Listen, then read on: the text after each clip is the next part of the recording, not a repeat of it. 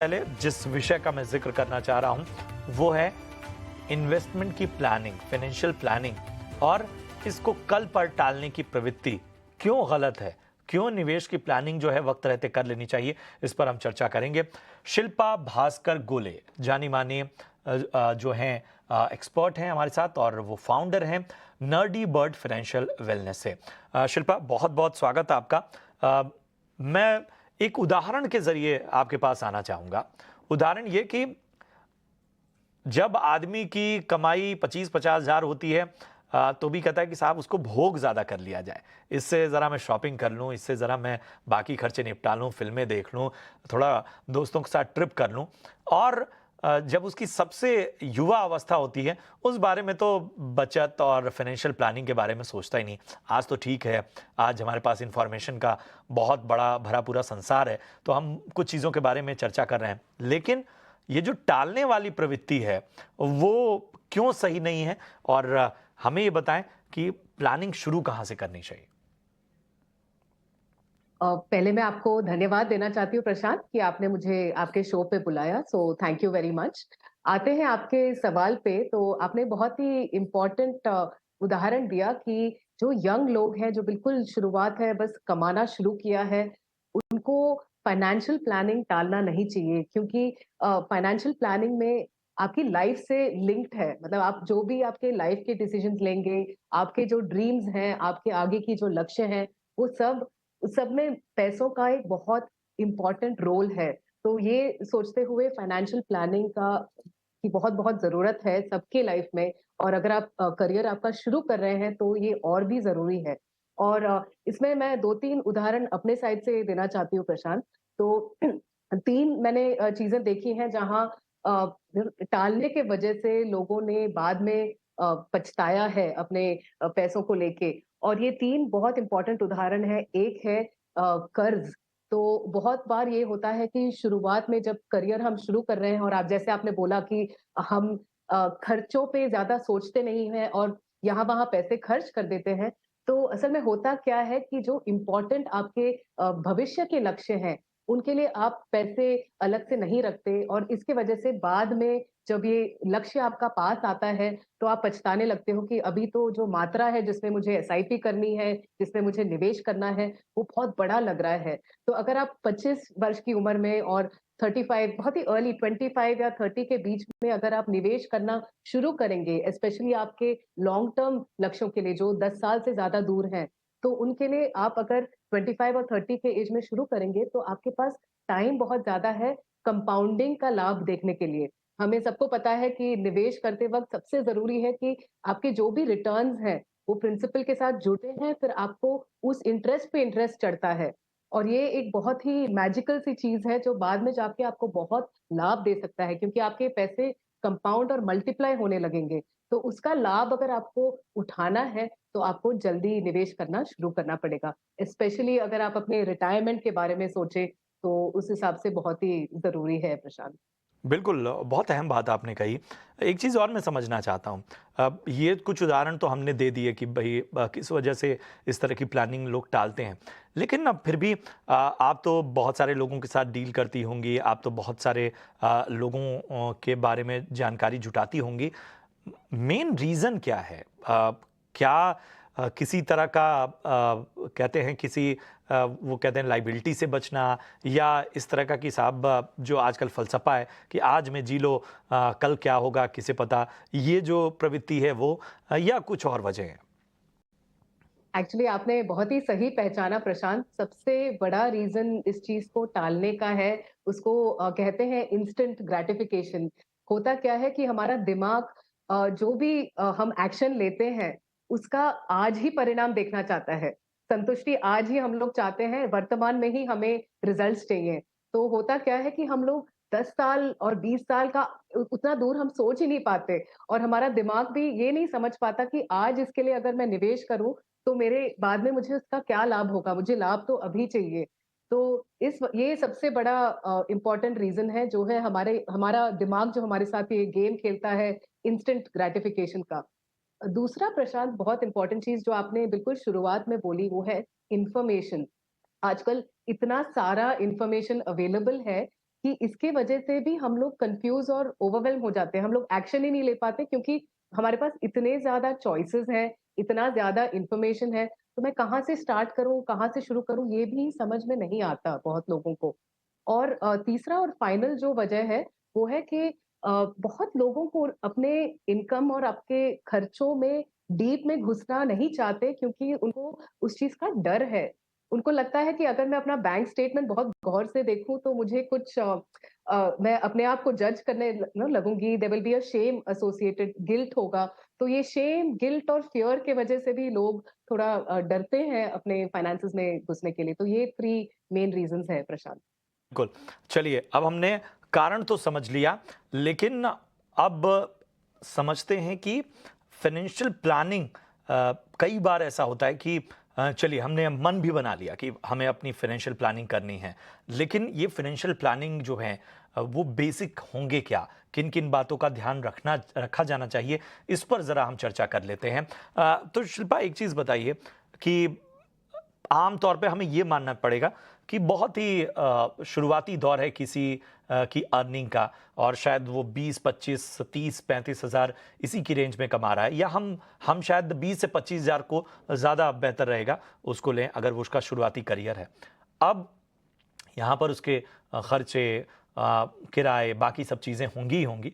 इसके बाद financial planning initially आपको किन-किन चीज़ों में करनी चाहिए?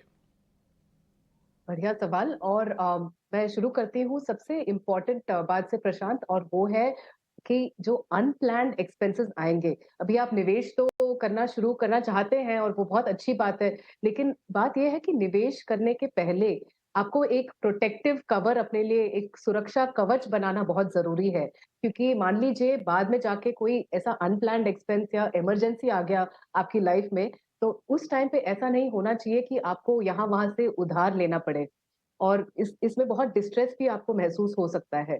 तो बिल्कुल पहला पॉइंट फाइनेंशियल प्लानिंग का वो है, आप अपने लिए एक इमरजेंसी फंड खड़ा करें, और emergency fund about 6 months of expenses अपने लेके चलिए कि 6 मंथ्स के का महीने का एक्सपेंस मेरा क्या है टोटल, और वो अमाउंट आप टोटल अमाउंट एक बिल्कुल लो रिस्क, लो रिटर्न इंस्ट्रूमेंट में इमरजेंसी के लिए रखेगा, ताकि इमरजेंसी सिचुएशन आए तो वो बिल्कुल आपके लिए आपके एक्सेस में होना चाहिए और वो मार्केट लिंक्ड नहीं होना चाहिए। दूसरा इम्पोर्टेंट बात इसी में इमरजेंसी को लेके आता है, वो है हेल्थ इमरजेंसी, क्योंकि सबसे जो कॉमन रीज़न है और बड़ा इमरजेंसी एक्सपेंस हमारे लाइफ में आता है, वो ज़रूर मेडिकल एक्सपेंडिचर होता है। और इसके लिए एक जो सुरक्षा कवच बेस्ट आपके लिए रहेगा, वो है एक हेल्थ इंश्योरेंस पॉलिसी। तो अगर आप करियर बस स्टार्ट कर रहे हैं और आप इंडिविजुअल हैं, तो एक इंडिविजुअल कवर लीजिए। आपकी फैमिली हो, तो फैमिली फ्लोटर कवर ज़रूर लीजिए। और जो अमाउंट है, वो आप अपने सिटी में देखिए कि बड़े-बड़े जब हॉस्पिटलाइज़ेशन के खर्चे आते हैं, तो किस रकम में वो एक्सपेंस जाता है, कौन किस टाइप की मात्रा होती है, तो उस हिसाब से आप कवर ज़रूर लीजिएगा। तो ये सबसे ज़रूरी 2 पॉइंट्स हैं, और एक बार ये हो जाए, तो आप अपनी निवेश की जर्नी शुरू कीजिएगा। और निवेश में एक बहुत इम्पोर्टेंट लॉन्ग टर्म गोल है, जिसके बारे में हम अभी सोच नहीं पाते, लेकिन हम कंपाउंडिंग का लाभ उठा सकते हैं, और वो है आपका रिटायरमेंट। हम इंडिया में हैं जहाँ पे सोशल सिक्योरिटी हमें नहीं मिलता मोस्ट ऑफ़न, तो सोशल सिक्योरिटी के लिए आप अभी से अपने फ्यूचर सेल्फ के बारे में सोचिएगा, अपने भविष्य ओल्ड एज के बारे में सोच के ये एक फाइनेंशियल सिक्योरिटी निवेश के थ्रू ज़रूर अपने लिए एक रिटायरमेंट कॉर्पस बनाइएगा। बिल्कुल, और ये बहुत ज़रूरी है जो शिल्पा जी बता रही हैं, और ये बातें मैं आपकी जानकारी के लिए बता दूं कि ये पूरी बातचीत हम यूट्यूब पे भी पोस्ट करेंगे। तो अगर आपसे कुछ चीज़ें छूट जा रही हैं, आपको लग रहा है कि हम जो चर्चा कर रहे हैं उसमें आप कितनी बातों का ध्यान रखें, तो आप इस पूरी बातचीत को इस शो के बाद जब हम इसे यूट्यूब पे पोस्ट करेंगे तो दोबारा सुन सकते हैं। अब मैं चाहूँगा कि स्क्रीन पर एक नंबर लाया जाए। जी हाँ, एक नंबर, एक आंकड़ा, एक फिगर जो बताएगा कि ये जो निवेश की प्लानिंग है, जो टालने की स्थिति है, वो क्या करती है। अब देखिए ज़रा, आपके सामने एक स्क्रीन के एक हिस्से में आप देख पा रहे हैं, आपकी उम्र 25 साल है। 5,000 की राशि जो है, वो आप बचा रहे हैं एक तरह से। अवधि 35 साल, और कुल निवेश 21 लाख, और रिटर्न आपको मिला लगभग 2 करोड़ का। ये फिगर है। छोटी सोचिए कितनी छोटी राशि है, कितनी छोटी राशि है, और उस हिसाब से हम आपकी लॉन्ग टर्म प्लानिंग बता रहे हैं। उम्र आपकी अब 45 जा रहे हैं, अब यही राशि बढ़ जाएगी 20,000, 5,000 से सीधे 20,000, क्योंकि आपकी उम्र बढ़ रही है, रिस्क बढ़ रहा है। अवधि अब आपको घटानी पड़ेगी 15 साल, और आपने निवेश किया 36 लाख, अब आपको मिले 83 लाख, लेकिन आपको निवेश ज्यादा करना पड़ रहा है। लेकिन इन दोनों ही सूरतों में सबसे अहम बात क्या है कि आप किसी भी उम्र से बचत करना चाहें, फाइनेंशियल प्लानिंग को बेहतर तरीके से अगर रखें तो वो आपको बेहतर रिटर्न देगी। आप देखिए आपकी निवेश की राशि और आपके रिटर्न की राशि। तो ये पिक्चर बहुत ज़रूरी थी खींचना, ताकि आपको समझ में आए कि कितनी आवश्यक है आपके लिए आपकी इन्वेस्टमेंट प्लानिंग। शिल्पा जी, एक चीज़ और हम समझना चाहेंगे।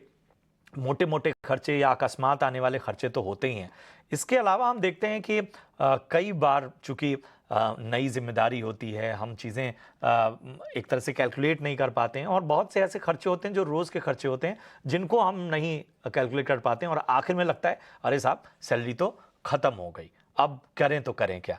तो ज़रा इसके बारे में बताएं कि अपने ये जो डेली की अपनी जो खर्चे हैं इनको मैनेज करते हुए बचत या निवेश का जो विचार है वो किस तरह से आगे ले जाए।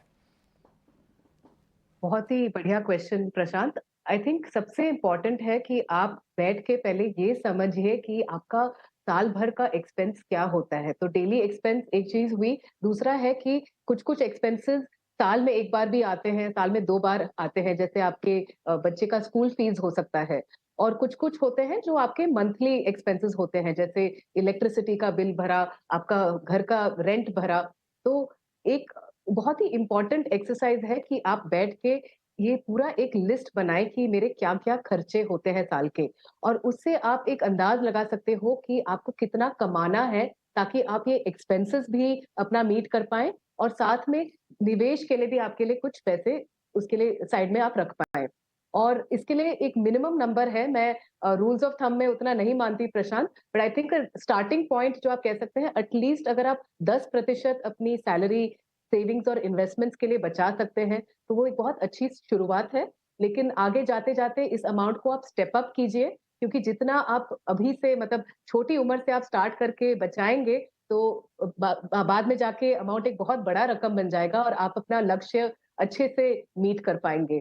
तो 10% एक रूल ऑफ थंब है, लेकिन इसको स्टेप अप करना भी ज़रूरी है।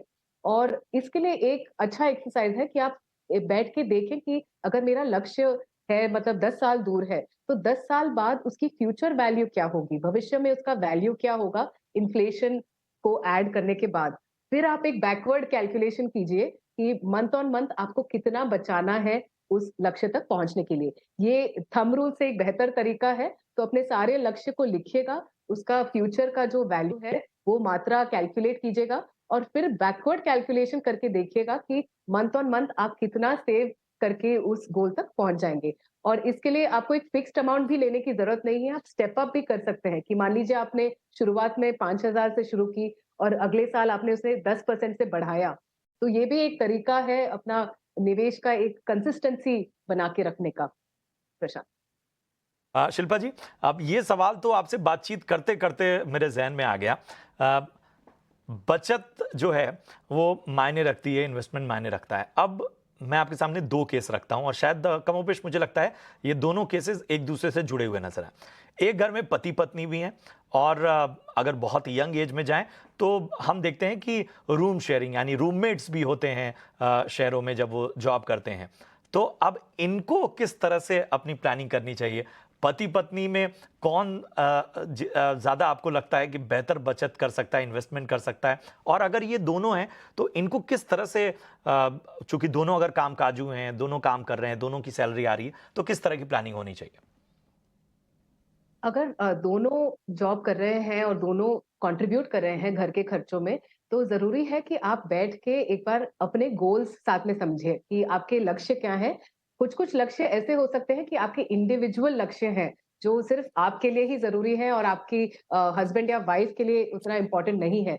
तो इंडिविजुअल गोल्स आपके क्या हैं और आपके जॉइंट गोल्स क्या हैं कि मिल के आप अपने लिए क्या खड़ा करना चाहते हो, और उसमें दोनों कितना कंट्रीब्यूट कर सकते हैं, ये भी देखना बहुत ज़रूरी है प्रशांत। तो इसमें मैं कहूँगी कि ये थोड़ा सब्जेक्टिव चीज़ है, लेकिन पति-पत्नी बैठ के पहले इस चीज़ का अंदाज़ा लगा सकते हैं कि कितने खर्चे हैं और उनके लक्ष्य क्या हैं, इंडिविजुअल लक्ष्य और उनके जॉइंट लक्ष्य।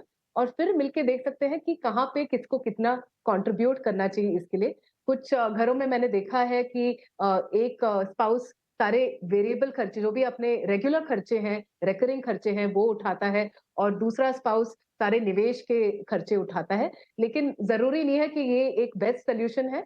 आप दोनों को बैठ के इस पे थोड़ा विचार-विमर्श करके आप एक सही प्लान पे आ सकते हैं कि किसको कहाँ पे कंट्रीब्यूट करना चाहिए लक्ष्यों की तरफ।